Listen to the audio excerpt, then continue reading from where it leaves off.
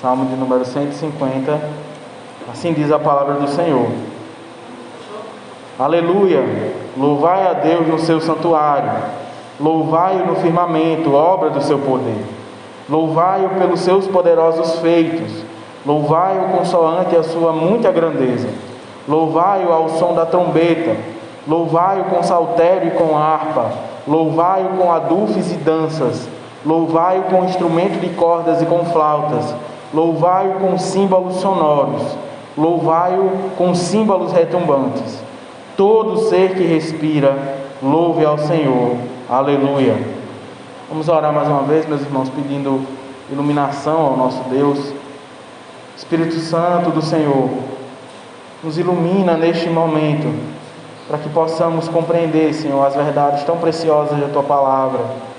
Essa canção, essa música, este salmo, que foi escrito há tanto tempo, que chegou até nós hoje, Senhor. Não chegou por acaso, mas chegou por Tua providência. Ó Pai, que alegria nós podemos ler isso em voz alta e juntos, reunidos aqui, podemos cantar ao Senhor, podemos louvar ao Senhor, podemos orar ao Senhor, e agora podemos, ó Pai, ouvir a pregação da Tua palavra. Abençoa, Senhor, a Tua igreja, para que essa palavra venha a ser viva e eficaz no coração de cada um aqui presente, desde o menor até o mais idoso. Nos abençoa, Senhor, que eu venha a ser um mensageiro a entregar a mensagem do noivo ao coração da noiva. Em nome de Jesus. Amém.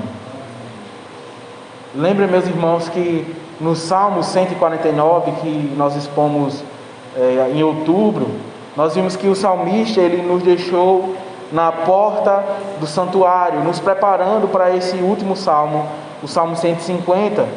Ele nos mostrou que nós devemos louvar a Deus, sem esquecer que ainda existem lutas, existem batalhas a serem travadas. Contudo, no Salmo 150, meus irmãos, nós temos aqui uma visão maravilhosa. Nós somos levados a olhar para o passado agora, pelos feitos maravilhosos do Senhor, como diz o verso de número 2 desse Salmo 150.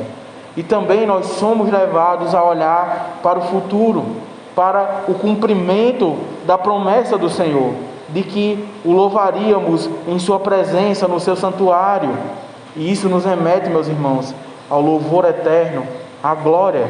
Então, é como se o salmista nos colocasse lá em cima do Monte Sião, lá em cima, lá nas escadas do santuário, e nós pudéssemos olhar tanto para o passado como para o futuro, na presença do Senhor, diante do Seu santuário.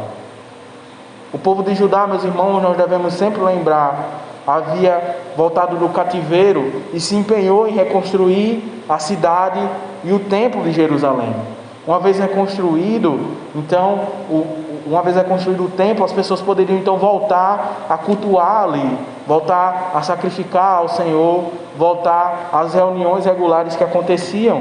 E isso foi motivo de alegria para eles, assim como para nós, quando voltamos a poder cultuar o Senhor aqui reunidos, depois daquele período de parada, depois do período que nós ficamos reclusos por conta da pandemia do coronavírus. Mas assim como aqueles irmãos, nós devemos ter em vista não um lugar, nós devemos ter em vista não um prédio, não o prédio da igreja. Nós somos deixados na porta do santuário na certeza de que o Senhor, o próprio Senhor, se faz presente no meio de nós, de que Deus está aqui com a sua igreja e que habitamos com Ele por meio de Jesus Cristo. Seja nos reunindo aqui, seja nos reunindo embaixo de uma árvore, seja onde a igreja esteja reunida, o Senhor estará ali, o santuário do Senhor estará ali. Por isso, a nos trazer esse salmo, o Espírito Santo, meus irmãos, nos fala sobre a maravilha do louvor a Deus. E em que se manifesta essa maravilha do louvor a Deus? Em primeiro lugar, se manifesta em louvarmos ao Senhor por tudo aquilo que Ele é. O último salmo da Escritura, meus irmãos, ele não poderia iniciar de uma outra forma. Nós somos chamados aqui, tanto na primeira palavra, quanto na última palavra, a louvar a Deus. Como os irmãos sabem, esse é o significado da palavra aleluia. Diante desse chamado, o nosso coração se alegra, pois não é um chamado a cantar simplesmente glórias do passado, como aqui todos já devem ter ouvido, e talvez os adolescentes escutem isso com mais frequência, das pessoas mais velhas dizendo: no meu tempo era melhor, no meu tempo era assim, no meu tempo se fazia dessa forma. Não é esse tipo de coisa que nós estamos sendo chamados a lembrar aqui. Nós não estamos sendo chamados a olhar e dizer: olhe, naquele tempo era bom. Nós estamos sendo chamados a louvá-lo hoje, pelo que Ele é hoje, pelo que Ele faz hoje, porque nós não somos chamados para olhar para as ruínas de um santuário destruído, mas para a realidade de um santuário que já está estabelecido. Por isso Ele diz: louvai ao Senhor no seu santuário. Lembrem que para os judeus isso significava o convite para louvar a Deus no templo, depois de 70 anos afastados de sua cidade. Mas sem dúvida, esse santuário vai muito além do templo feito por mãos humanas. O santuário aqui, meus irmãos, indica a presença, a morada do próprio Deus. Por isso, o salmista acrescenta, ele diz: louvai ao Senhor no firmamento do seu poder. O que o salmista está fazendo aqui é nos chamando a louvar ao Senhor que está no céu, no seu alto e sublime trono. Nós sabemos que na Escritura o céu também é chamado de firmamento, o firmamento que está acima de nós.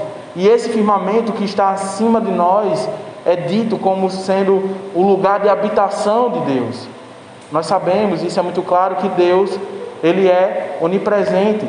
Mas os céus, eles são apresentados como sendo um lugar da presença especial de Deus, onde Ele se manifesta de uma forma que Ele não se manifesta em nenhum outro lugar.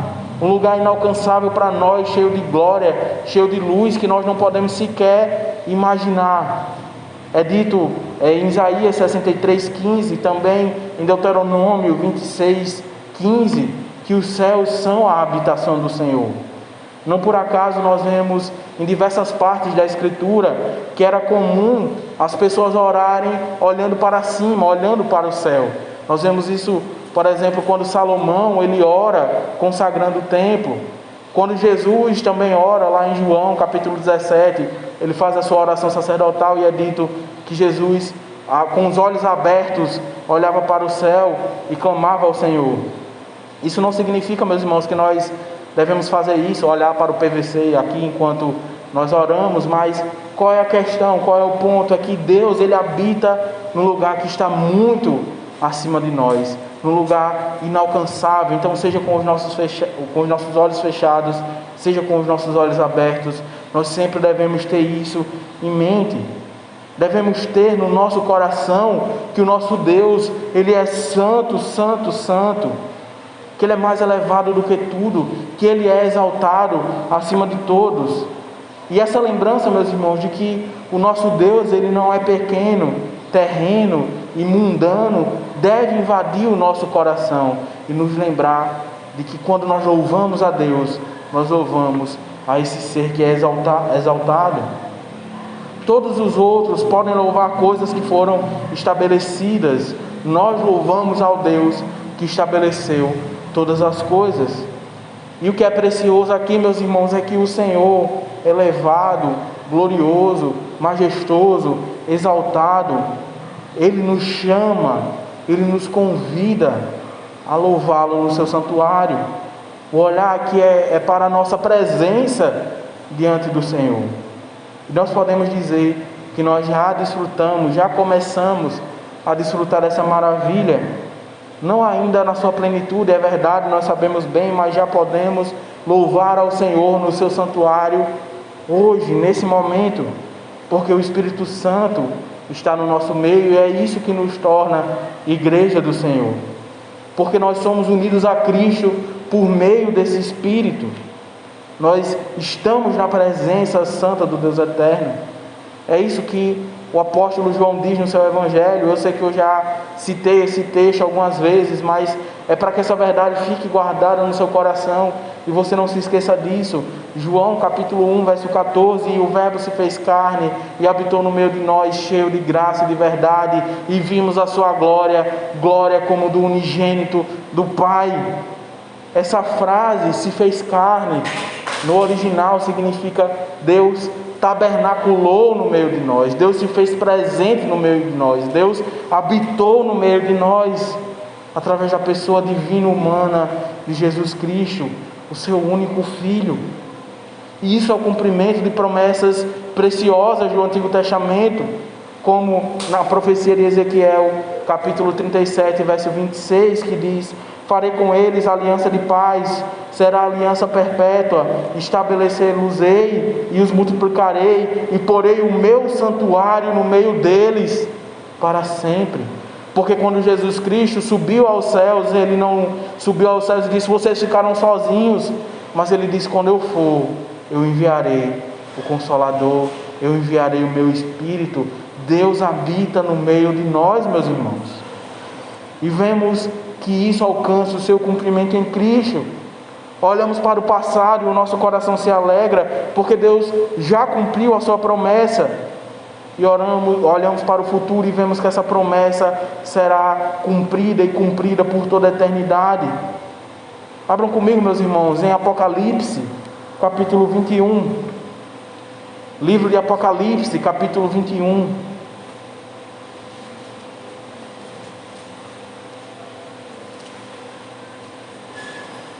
Aqui está falando da Nova Jerusalém, o novo céu e a nova terra, a nossa habitação futura e eterna com o nosso Deus.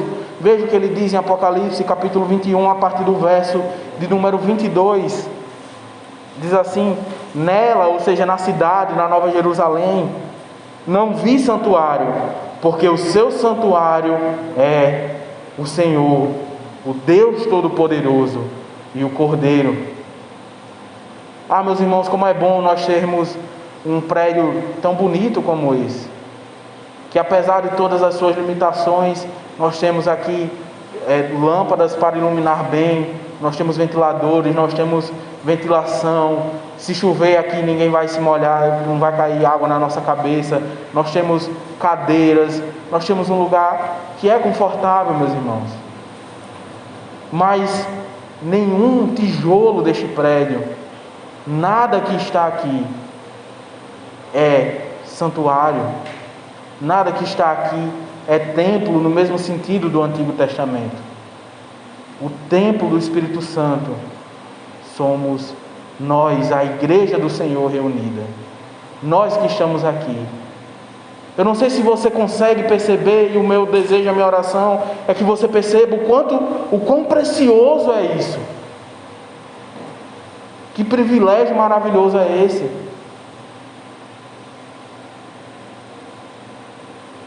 O que nós temos diante de nós, o que nós temos aqui na palavra. E aqui eu convido você a fazer a mesma coisa que o salmista. Olhe para o passado, Cristo habitou no meio das pessoas. Olhe para o futuro, Cristo habitará conosco eternamente. Que visão gloriosa. No céu, o culto não terá fim, a santidade não falhará, o pecado não entrará, o louvor não vai acabar. É isso que o salmista quer que nós vejamos, o que o Senhor já fez e o que Ele continuará fazendo com a sua igreja por toda a eternidade, em comunhão e adoração com a sua igreja. Às vezes as pessoas podem olhar para a nossa fé e dizer: você disse que Jesus vai voltar, mas desde que eu era menino eu escuto essa história, agora eu já estou velho e Jesus não voltou. As pessoas podem dizer que nós cremos em algo que não existe, podem dizer que nós cremos no vazio. Obviamente, meus irmãos, nós não damos ouvidos a esse tipo de crítica, justamente porque ela é baseada não simplesmente numa descrença, numa pessoa que não acredita em Deus, mas porque também ela é vinda de ignorância, de uma pessoa que não tem conhecimento da verdade. Porque adoramos ao Deus que se revela nas Escrituras, e que se revela na criação, e que se revela na história. Se Deus quisesse se esconder de nós, sem dúvida nenhuma, nenhum de nós conseguiria alcançá-lo. Mas Ele é o Deus que fala, Ele é o Deus que revela a sua vontade, Ele é o Deus que revela o seu ser, Ele é o Deus que revela os seus atributos. Por isso o salmista diz no verso 2 que nós devemos louvá-lo conforme Ele faz, conforme os seus atos poderosos, conforme a sua grandeza. Que fique claro que o salmista não está nos chamando aqui para uma adoração egoísta, que adora a Deus de acordo com aquilo que Ele dá à pessoa, como muitos têm feito, barganhando o seu louvor para com Deus, como se Deus precisasse da nossa adoração, como se Deus precisasse de ofertas, como se Deus precisasse de oração para nos abençoar. O que o salmista está nos mostrando é uma simples e profunda verdade. Nós louvamos a Deus pelo que Ele é e também pelo que Ele faz. Nós não temos um Deus estático que precisa de oferendas e de preces necessariamente para que nós sejamos abençoados. O Senhor é ativo, Ele é soberano sobre todas as coisas. Nós oramos porque Deus diz: pedi, pedi, batei, batei. Nós oramos a Deus na certeza da sua bondade e da sua misericórdia, não na certeza de que Ele vai nos conceder aquilo que nós pedimos, simplesmente porque nós queremos. É o Deus que diz: eu te perdoo, eu te salvo. É o Deus que sabe todas as coisas. É o Deus que diz: eu mesmo ajuntarei as minhas ovelhas. É o Deus que, como nós lemos, diz: eu mesmo perdoo o seu pecado. É o Deus que diz: eu destruo, eu luto, eu vingo. É o Deus que diz: eu sou o Senhor. Muitos buscam o Senhor e muitos até manifestam coisas extraordinárias, dão testemunhos de curas e milagres. Ficam até famosos por conta de suas histórias tão fantásticas e extraordinárias. Muitos dizem ter intimidade com o Senhor, mas não estão no seu santuário e na sua presença verdadeiramente. Não olham, meus irmãos, para o Deus revelado nas Escrituras, com seus atos maravilhosos e para a sua grandeza que é incomparável. Eles olham para um Deus que está pronto para atender os seus desejos, as suas necessidades. Um Deus que dá riquezas materiais, ou um Deus que não condena certos pecados. Como existem igrejas da prosperidade, meus irmãos, existem igrejas formadas, por exemplo, por homossexuais, e existem igrejas que são formadas com essa intenção. Aqui não se fala desse pecado, aqui nós não condenamos isso, aqui você encontra isso, aqui o Deus está pronto para atender o que você precisa. O resultado de entender Deus de uma forma errada, meus irmãos, é uma adoração errada, é uma adoração que não é bíblica, e isso gera um louvor que não é bíblico. Você quer louvar ao Deus das Escrituras? Conheça as Escrituras que testemunham sobre esse Deus. Você quer louvar ao Senhor em espírito e em verdade? Esteja na presença do Deus verdadeiro que se revela nas Escrituras. As Escrituras que atestam com o nosso espírito. A Escritura que nos chama eficazmente junto com o Espírito Santo. Aprendamos então que louvaremos a Deus na eternidade se, pela graça do Senhor, o louvarmos como Ele se revela na sua palavra. O louvarmos pelos motivos certos, para não sermos encontrados como aquele grupo que está lá no Evangelho de Mateus capítulo 7. Abra comigo nesse texto, Evangelho de Mateus capítulo 7, a partir do verso de número 21. Atente em louvar a Deus pelo motivo certo, para não ser encontrado com este grupo. Diz o seguinte a palavra de Deus, Mateus capítulo 7, a partir do verso de número 21. Nem todo que me diz Senhor, Senhor, entrará no reino dos céus, mas aquele que faz a vontade de meu Pai que está nos céus. Muitos naquele dia hão de dizer-me, Senhor, Senhor, porventura nós não temos profetizado em Teu nome nós não expelimos demônios, em Teu nome não fizemos muitos milagres. Então lhes direi explicitamente, nunca vos conheci, apartai-vos de mim, os que praticais iniquidade. Atentemos, meus irmãos, pois louvar a Deus é maravilhoso, mas nós devemos ter a clareza bíblica das Escrituras de que nós estamos verdadeiramente louvando a Deus. Em primeiro lugar, nós vimos que a maravilha do louvor a Deus se manifesta em louvarmos por tudo aquilo que Ele é. E em segundo lugar, meus irmãos, a maravilha do louvor a Deus se manifesta em louvarmos a Deus com tudo aquilo que nós somos. Existe aqui, meus irmãos, uma imagem muito clara de vários instrumentos sendo utilizados na adoração ao Senhor. Obviamente aqui não é uma ordem direta para que usemos exatamente esse tipo de instrumentos no culto ao Senhor. Primeiro, que eles pertenciam a uma época e a uma cultura diferente. Segundo, que o referencial não é o culto que nós temos hoje, mas é o louvor eterno a Deus. Além disso, nós já falamos, quando expomos o Salmo 149, que o nosso louvor a Deus, ele não se restringe ao culto solene. O culto, ele é sim a nossa principal atividade de louvor e de adoração, mas ele não é a única atividade de louvor e adoração. Por isso ele fala aqui de coisas que aconteciam não necessariamente no culto, como as danças, e de instrumentos que eram utilizados em circunstâncias diversas. Por isso que o salmista nos mostra aqui é que na eternidade o louvor a Deus não está nos instrumentos, não está na orquestra que é montada, mas no fato de que o povo de Deus sempre louva ao Senhor em todas as circunstâncias. A trombeta, que é citada aqui no verso 3, ela vai ser o primeiro instrumento a ser citado, principalmente porque ele era um instrumento de convocação para o culto.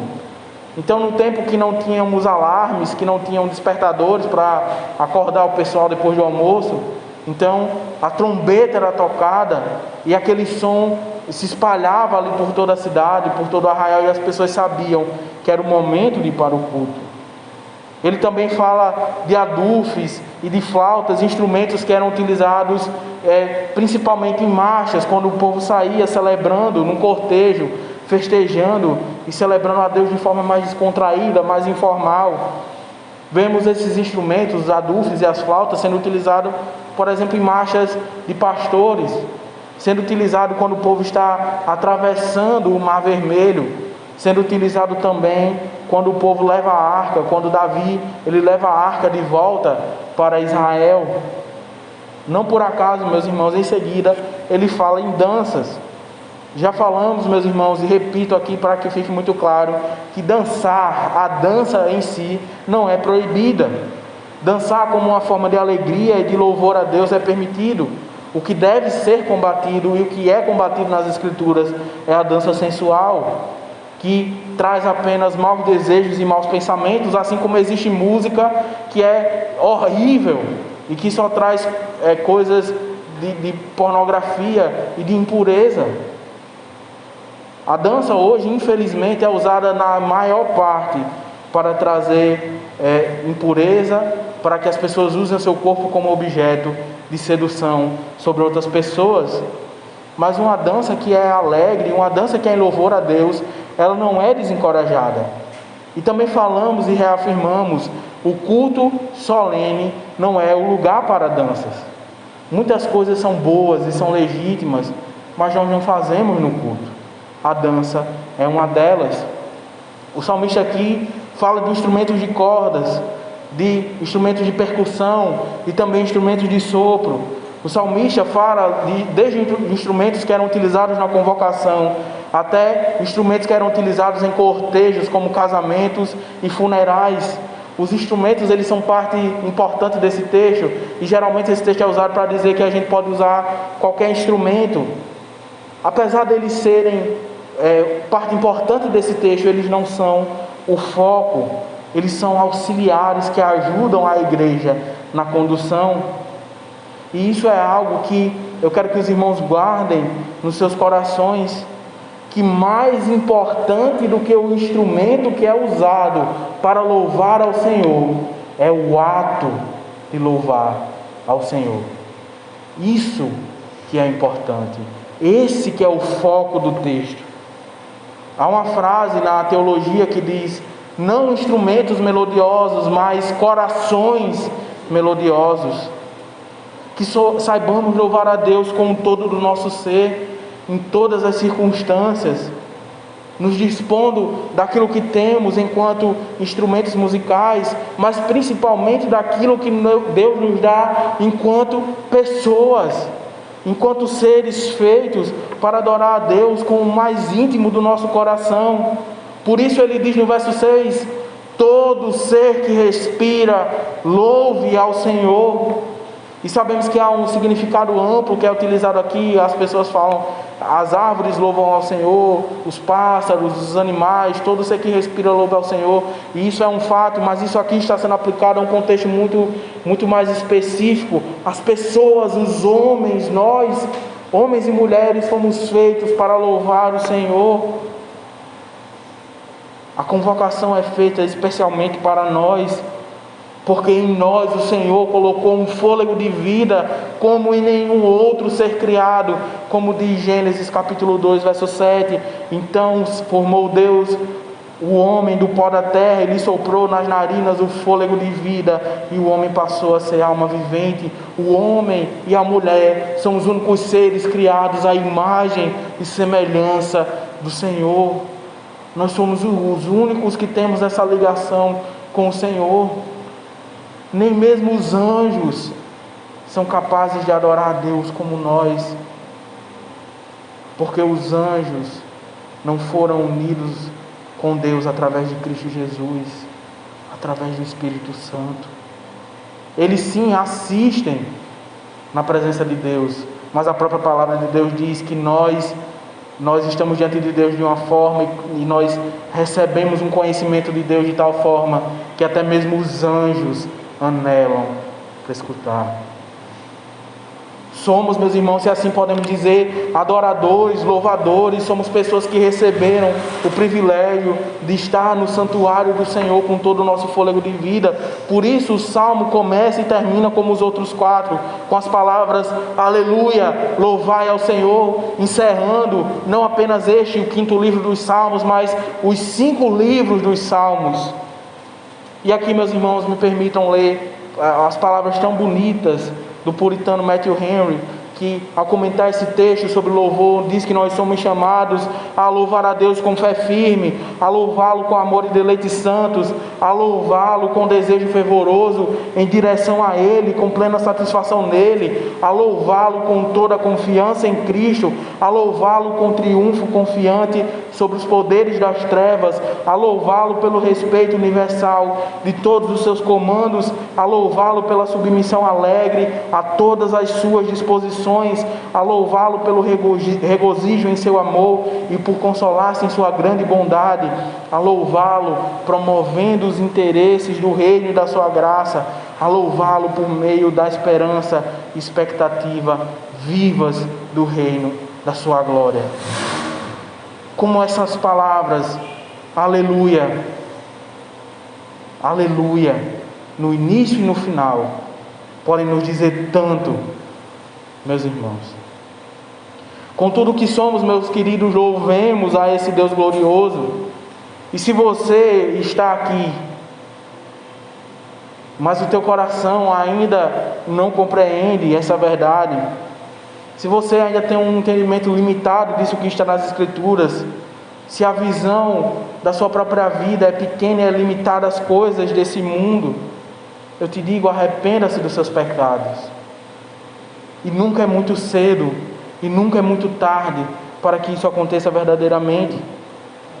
Conheça o Deus vivo e verdadeiro, corra para Cristo, porque nele, somente nele, nós conhecemos o verdadeiro Deus e adoramos verdadeiramente o verdadeiro Deus. Deixe o alto louvor da nossa época, deixe a autoglorificação que nós vivemos. O fim disso é a frustração, é a amargura. Por que se fala tanto em felicidade e em amor nas redes sociais, na televisão, nos programas? E por que nunca tivemos tantas pessoas doentes mentalmente, tantas pessoas com problemas psicológicos, tantas pessoas vivendo em verdadeiros labirintos?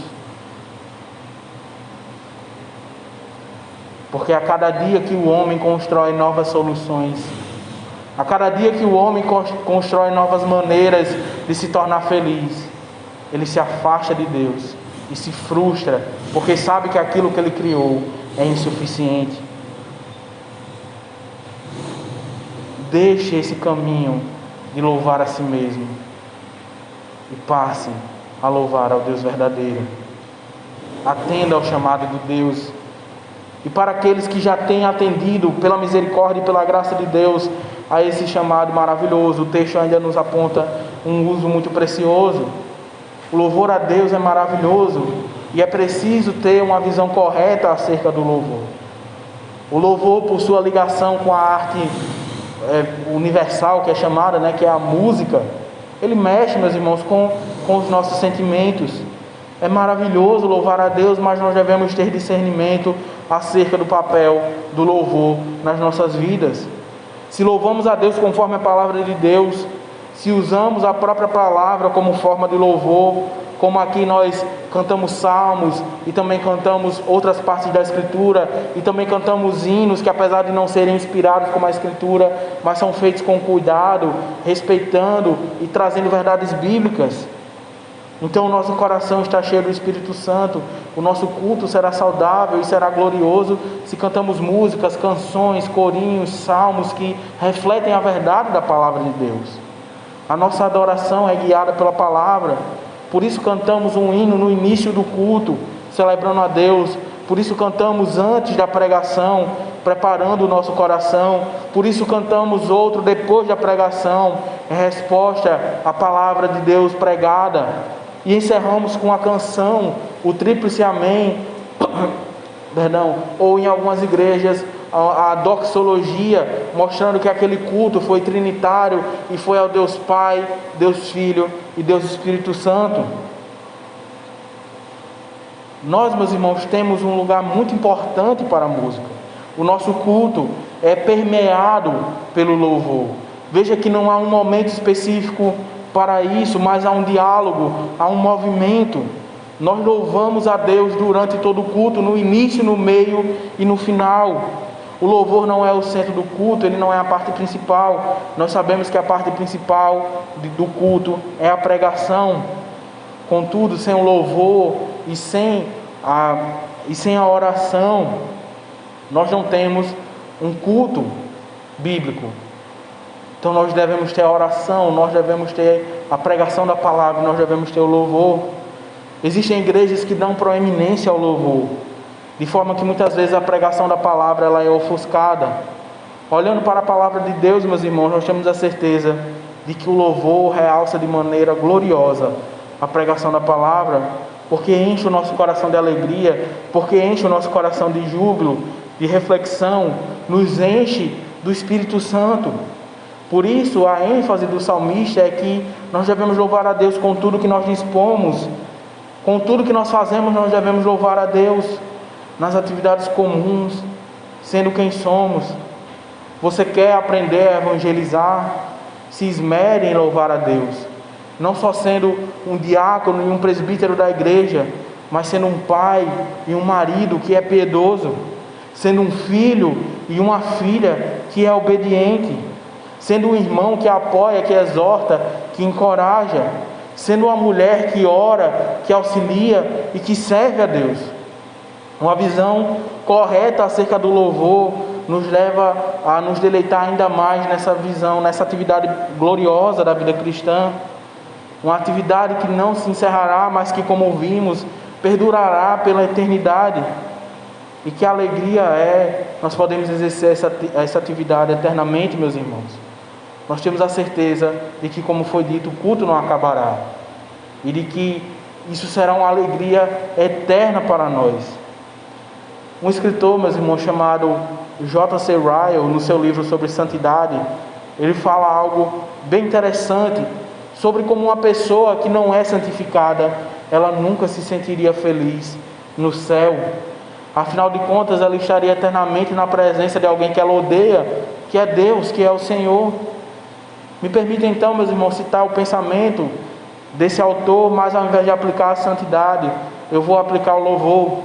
Veja só o que é que ele diz: quando uma águia se sentir feliz em uma gaiola de ferro, quando uma ovelha se sentir feliz dentro da água, quando uma coruja se sentir feliz sob o resplendente sol do meio-dia, quando um peixe se sentir feliz em terra seca.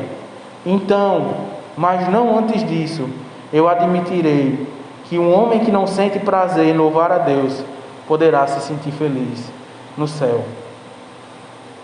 Se nós não temos prazer de estar na casa de Deus, se nós não temos prazer de estar na casa do Senhor, se nós não temos prazer por este momento tão precioso que é o momento de culto, não há o que fazer no céu. Não há o que fazer no céu. E eu digo isso não para que você se desespere, não para que você se sinta mal, mas que você peça misericórdia a Deus e que você diga diante do Senhor: Senhor, aviva a minha alma, aviva o meu coração, aviva o meu espírito, para que eu deseje estar com o Senhor não só hoje, mas eternamente. O salmista então nos deixa com toda a alegria que é possível um homem obter, estando diante do santuário do Deus verdadeiro e louvando a Deus com todo o nosso ser. Todo ser que respira, louve ao Senhor. Aleluia. Amém, meus irmãos.